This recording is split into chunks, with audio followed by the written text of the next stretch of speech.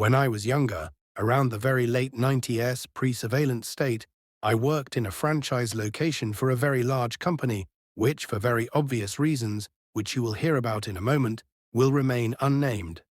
I was a cashier, one of many at an establishment with a two-register counter, the kind where you would slide between yours and the other one and someone would pop onto yours to ring someone up while you were in the bathroom, you know. Very unprofessional and not financially controlled for loss. Right after I was hired, and the first time I got my till, a detachable insert which holds the bills and were kept in a safe, pre-filled with a specific amount for change, I was told to count it in.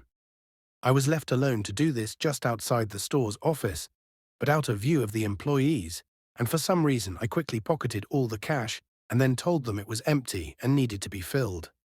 The manager that gave it to me grumbled and filled it with the normal starter amount, $150, mixed low denominations. So I then counted it and proceeded to work my shift. I grew up fairly poor. My parents tried hard, but they had made several mistakes when younger that led to drug and alcohol abuse on a functioning level, divorces, bankruptcies, and children out of wedlock. I am a bastard child. They worked too, 3 jobs most of the time, and our family cars were beaters. We rarely went on vacations, and when we did it was camping about 100 miles away, which I loved honestly. But I did wonder what a vacation in a hotel was like.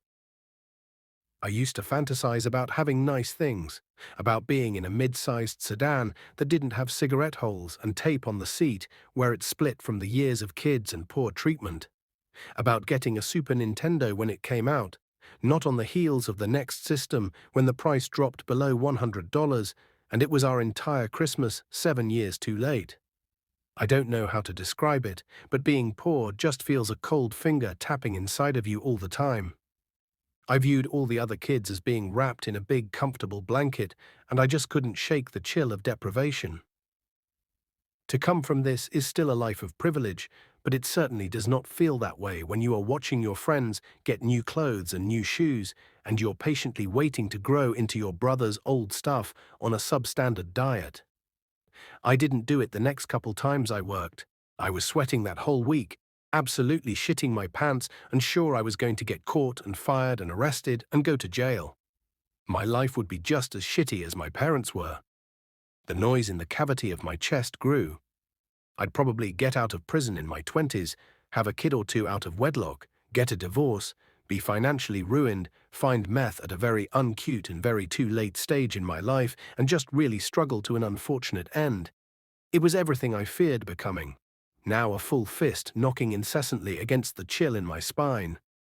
But as the $150 I swiped afforded me a type of ease and convenience outside of work which I had longed for, a warmth grew on me in a way that I can only liken to the first time kissing a girl, the sweet crack of hitting my first home run in Little League, or that first time getting really, really drunk and feeling like the spinning world was yours to do with as you pleased.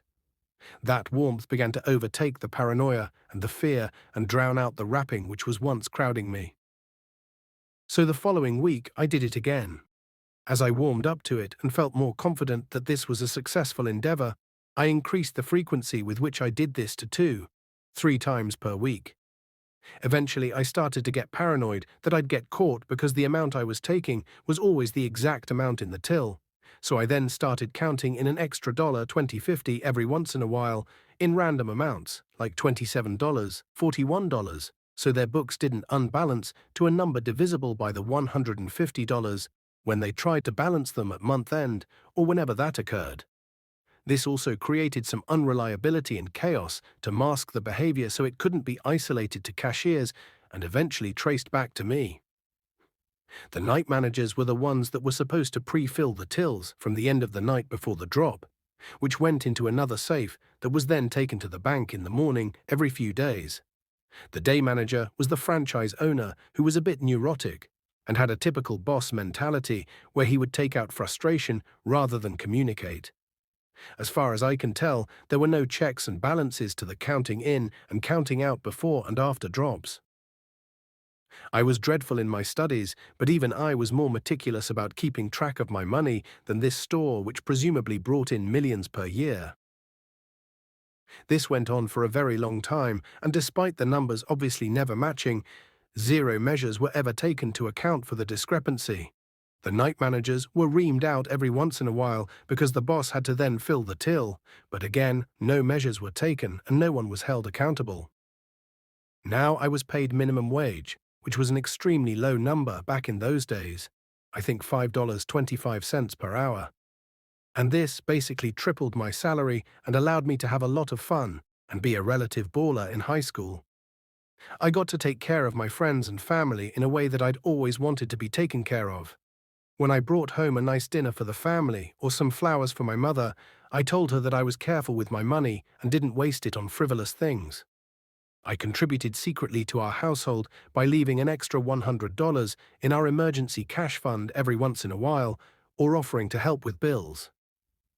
I had seen the movies Casino and Goodfellas, and I knew I had to keep the spending indiscriminate as to not be noticed. When I would hang with friends, I could pay for our meal every once in a while, or gas if someone drive us to the mall. I bought them small gifts and got someone a soda as a nice little surprise.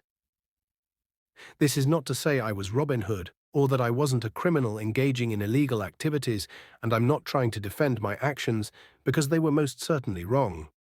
However, I did not feel bad because the boss owner was terrible, drove an S-Class Mercedes, flaunted his money, generally was extremely self-centered, and emulated a draconian bourgeoisie which begged to be hated. Now he could have been up to his ears in debt for all I know, but I was a kid with an extremely profitable racket that was foolproof provided I did not slip up and did not get greedy. None of the other managers or employees were ever implicated, and no one was fired for this. My assumption is that I cleared $50K over that time period, better than some bank robbers I'd read about. After nearly 3 years, the owner, under the directive of the franchise's corporate leadership, installed cameras in multiple locations, including the spot where we would pull our till and count it. I quit that week. I didn't look back. I felt no remorse. I never had it so good. I was a teenage, self-organized criminal, and I lived a great yet unimpressive but satisfying felony career of a life. It was a caper which may seem like it was not worth it to you while reading this, but to me, when I clenched my fists, the juice ran through my fingers down my arms and washed the shame from my teenage body until I glistened in the sunlight. I bought a car. I got a fake ID. I bought alcohol and drugs and literally financed some of the most epic parties a 19-year-old could have with DJs and bonfires and elaborate themes. I went on road trips. I got to hang with a bunch of girls I wouldn't have had a chance with otherwise. This life I had pilfered from the ruling class was a patchwork quilt of an entire generation of struggle I had finally overcome, and I was finally warm and safe and confident. And not a single person on the planet knew about or ever found out what I did. I lived and I became for a few fleeting years a teenage enterprise unto myself, and I felt like a goddamn kingpin.